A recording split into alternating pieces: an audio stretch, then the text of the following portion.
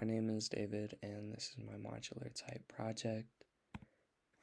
When researching for this project, I knew I wanted to make this font face or this typeface for posters, stickers, album covers, magazines, anything that's somewhat expressive and uh, something that allows a little bit more flexibility with style. Um, with the target audience, I delved more into my age group, so I did 16 to 28, um, because I knew that this style would be adolescent, so it would kind of match a adolescent audience, so it could fit into that category. I also wanted it to be fairly flexible, allowing maybe a passerby to look at whatever the text is on and uh, have that catch their eye.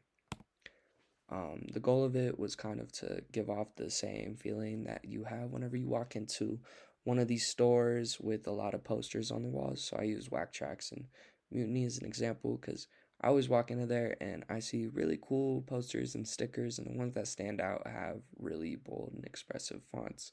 That's kind of what I wanted to go for.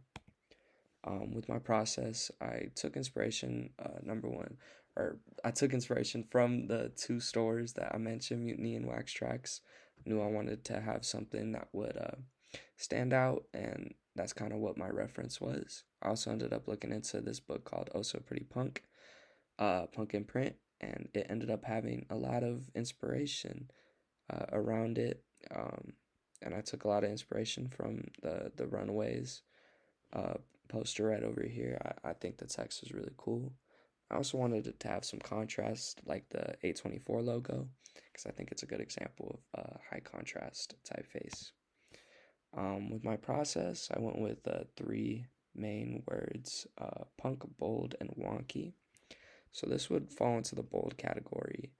Set two would be more wonky, and then set three I think would fall into punk. I ended up going with more of a bold approach, and the most common critique that I was given on this was that some of my letters just didn't really match with the aesthetic.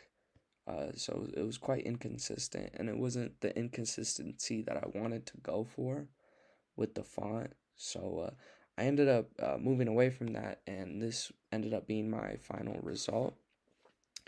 You can see that I moved away from anything that involved a rounder shape. I stuck to these four shapes primarily. Some shapes were skewed. I did use a rectangle for the H, but the other letters kind of have they all take these four shapes, and they're joined together to create the letter forms that I have here. Um, and here's the numbers 0 through 9 and the six special characters.